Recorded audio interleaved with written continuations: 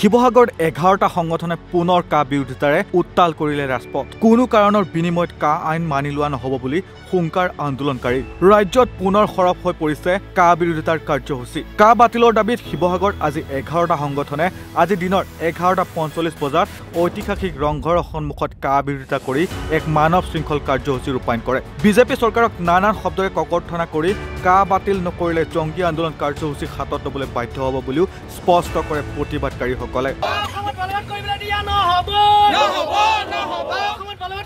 মুখ্যমন্ত্ৰী হিমন্ত বিশ্ব শৰ্মা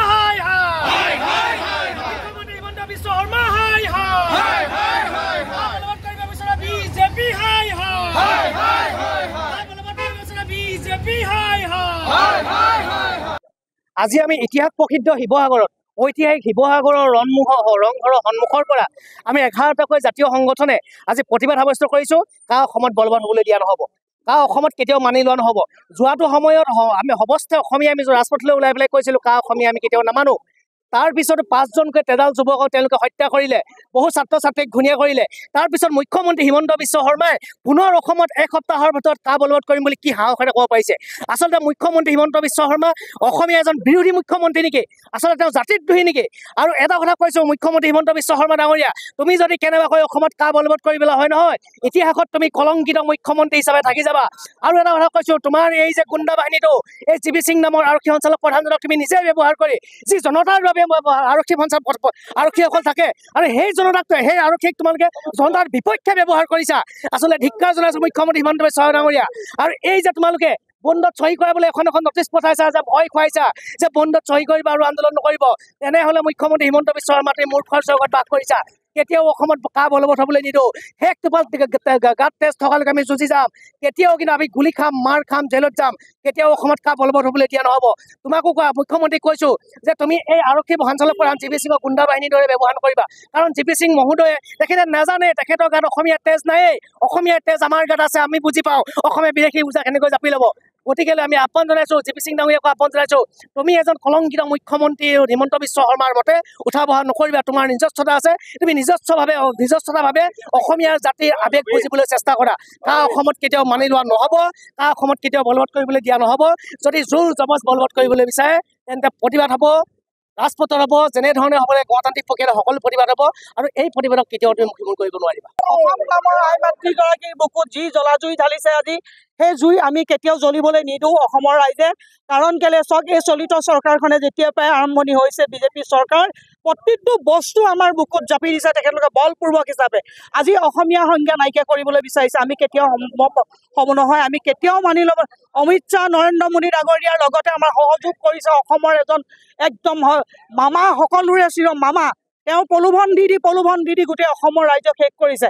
এই সুযোগত এই আৱাসত মই এটা কথাই অসমৰ মহিলাসকলক হাতযোৰ কৰি আপোনালোকক ক'ব বিচাৰিছোঁ, আপোনালোকে 1200 টকা, 1000 টকা, 2000 টকা আঁচনিৰ প্ৰলোভনত নগৈ অসম নামৰ আই মাতৃগৰাকীক বচাবৰ কাৰণে আপোনালোক সকলো জঁপিয়াই দিয়ক।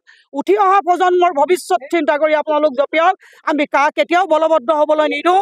আৰু ৰাইজৰ দলৰ তৰফৰ পৰা মই ক'ব বিচাৰিছোঁ, আমাৰ ৰাইজৰ দলৰ নেতা অখিল গগৈ ডাঙৰীয়াৰ নেতৃত্বত আমি মৰা আগমুহূৰ্তলৈকে আমি তেজ দি যুঁজি যাম। আমি কেতিয়াও কা বলবৎ হ'বলৈ নিদিওঁ। চাওক, এই নাগৰিকত্ব সংশোধনী আইন অসমীয়াই কেতিয়াও মনা নাছিলে আৰু কেতিয়াও নামানে। আৰু এই কথাটো আজি ৰংঘৰৰ বাকৰিৰ পৰা আমি স্পষ্ট কৰি দিছোঁ। আমি দেখা পাইছোঁ এই চৰকাৰখনে বাৰে বাৰে বিদেশীৰ বোজা অসমীয়াই বাৰে নলওঁ বুলি কৈ থকাৰ পাছতো বিদেশীৰ বোজা বলপূৰ্বকভাৱে অসমৰ ওপৰত জাপি দিব বিচাৰিছে। আমি দেখা পাইছোঁ যেতিয়াই আমাৰ অসমৰ ওপৰত কিবা হঠকাৰী সিদ্ধান্ত লয় আৰু যেতিয়াই অসমবাসী ৰাইজে, অসমবাসী জনতাই ইয়াৰ বিৰুদ্ধে স্বতঃস্ফূৰ্তভাৱে আন্দোলন কৰিবলৈ ওলাই আহে, তেতিয়াই কিন্তু এই চৰকাৰখনে তেওঁলোকৰ বহতীয়া যিটো প্ৰশাসনিক ব্যৱস্থা আছে, এই প্ৰশাসনিক ব্যৱস্থাটোক তেওঁলোকে ব্যৱহাৰ কৰি এই আন্দোলনখন মষিমূৰ কৰিবলৈ চেষ্টা চলাইছে। আমি এই কথাটো স্পষ্ট কৰি দিব খুজিছোঁ, হিমন্ত বিশ্ব শৰ্মাক, যে আপোনাৰ গাত অসমীয়া তেজ নাথাকিব পাৰে, কিন্তু আমাৰ দৰে ডেকাবিলাকৰ গাত অসমীয়া তেজ আছে। আৰু আমি জীয়াই থকালৈকে কেতিয়াও এই যিখন আচলতে জাতিধ্বংসী আইন, যিখন আইনে অসমৰ অস্তিত্ব বিপন্ন কৰিব, এই আইনখন আমি কেতিয়াও মানি নলওঁ। এই কথাটো আমি স্পষ্ট কৰি দিব বিচাৰিছোঁ। আৰু এটা কথা স্পষ্ট কৰি দিব বিচাৰিছো এই ডিজিপি আৰক্ষী সঞ্চালক প্ৰধানজনক যে আপুনি চৰকাৰৰ বহতীয়া হৈ আপুনি কাম নকৰিব, আপুনি আইন শৃংখলা মতে কাম কৰিব। অসমত গণতান্ত্ৰিক আন্দোলনৰ যি আচলতে আমাৰ অধিকাৰ আছে সেই অধিকাৰ আমি আকোৱালি ল'মে আৰু সেই অধিকাৰ আমি পালন কৰি যামে। আৰু এটা কথা স্পষ্ট যে অসমত কাৰ বিৰুদ্ধে আন্দোলন চলিছে আৰু অনাধিকাৰলৈকে যেতিয়ালৈকে এই আইন সম্পূৰ্ণৰূপে বাতিল নহয় তেতিয়ালৈকে কিন্তু চলিব। এই কথাটো কিন্তু 100% নিশ্চিত। ঐতিহাসিক ৰংঘ সন্মুখত 11টাকৈ জাতি জনগোষ্ঠী সংগঠনে প্ৰতিবাদ কৰিছো। যিদিনা গৃহমন্ত্ৰীয়ে কৈছিলে অসমত ভাৰতবৰ্ষত কা বলবৎ হ'ব, কিন্তু এই বলবৎ কৰিবলৈ আমি দিয়া নহ'ব। আজি আপোনালোকে জানে হিমন্ত বিশ্ব শৰ্মাই ভয় খাইছে। যিসকল আজি আমাৰ প্ৰতিবাদস্থলীৰ আৰক্ষী বিষয়া ৰাখিছে, যিসকল আমাৰ ককাই ভাইক বাই ভনীক দৰে আৰক্ষী বাহিনী আমাৰ সন্মুখত ৰাখিছে, হিমন্ত বিশ্ব শৰ্মাই ভয় খাইছে যে অসমত আন্দোলন হ'ব। এই আন্দোলনত হিমন্ত বিশ্ব শৰ্মাই পলাই পতংগ দিব লাগিব আৰু সেইকাৰণে ভয় খাই আজি আৰক্ষীসকলক আমাৰ সন্মুখত ৰাখিছে। আমি গণতান্ত্ৰিক আন্দোলন কৰিছো।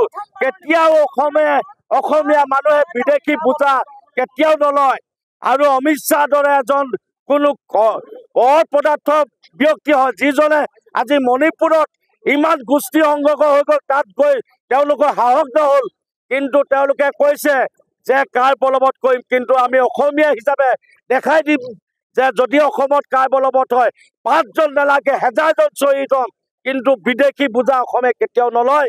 স্পষ্ট কথা। এই মাতৃভূমিত আমাৰ পূৰ্বপুৰুষসকলৰ অৱদান আছে। হাজাৰ হাজাৰ অসমীয়াৰ কষ্ট ত্যাগ আৰু আত্মবলিদানৰ মাজেৰে আজি অসম হৈছে। এখন আমাৰ মাতৃভূমি।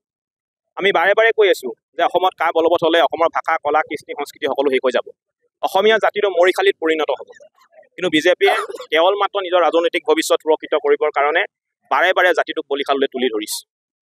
এইখন বিশ্বত আপুনি মন কৰিব, এনে কোনখন দেশত এনেধৰণৰ শাসক আছে যি বিদেশীক সংস্থাপিত কৰিবৰ কাৰণে স্বদেশীৰ ওপৰত হাৰাশাস্তি কৰে।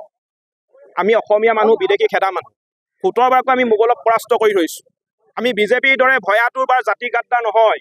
আমি অসমত কা বলবৎ হোৱাটো কেতিয়াও নিবিচাৰোঁ, বিদেশী দপদপনি হোৱাটো কেতিয়াও আমি সহ্য কৰিব নোৱাৰোঁ। আমি স্পষ্ট আৰু দৃঢ় সংকল্পবদ্ধ হৈ চৰকাৰক অৱগত কৰিব বিচাৰিছোঁ যে মোৰ মাতৃভূমি আৰু মোৰ মাতৃভাষাক সুৰক্ষা দিবৰ কাৰণে আমি বদ্ধপৰিকৰ। আমি অসমত কা বলবৎ হোৱাটো কেতিয়াও নিবিচাৰোঁ। আমি অসমক ত্ৰিপুৰাৰ দৰে হ'বলৈ দিব নোৱাৰোঁ। আজি ত্ৰিপুৰাত অবৈধ হিন্দু বাংলাদেশীৰ প্ৰৱজনৰ ফলত ত্ৰিপুৰাৰ কৰকপুৰক ভাষাটোৱে আজি অস্তিত্ব হেৰুৱাবলগীয়া হ'ল। আৰু অসমত যদি চাবলৈ যায় 2001 চনৰ লোকপিয়লৰ তথ্য মতে অসমত অসমীয়া ভাষা কোৱা মানুহৰ সংখ্যা 12% হ্ৰাস প্ৰায় 48.80% হ'ল। আৰু তাৰ বিপৰীতে বাংলা ভাষা কোৱা মানুহৰ সংখ্যা 10% বৃদ্ধি হ'ল। আৰু কা যদি অসমত বলবৎ কৰি 2014 চনৰ 31 ডিচেম্বৰলৈকে যদি নাগৰিকত্ব প্ৰদান কৰিবলৈ হয়, তেতিয়াহ'লে অসমতে অসমীয়া ভাষাটো দ্বিতীয় ভাষা ৰূপে পৰিগণিত হ'ব। মুখৰ ভাষাটো আমি হেৰুৱাব লাগিব। অসমৰ স্কুল কলেজ চৰকাৰী বেচৰকাৰী অনুষ্ঠান প্ৰতিষ্ঠান সকলোতে বাংলা ভাষাৰ দপদপনি হ'ব, অবৈধ বিদেশীৰ দপদপনি হ'ব। গতিকে আমি স্পষ্ট কথা যে কা অসমত বলবৎ হোৱাটো আমি কেতিয়াও নিবিচাৰোঁ, অসমত বিদেশীৰ দপদপনি হোৱাটো আমি কেতিয়াও নিবিচাৰোঁ। News desk report, north east নাও।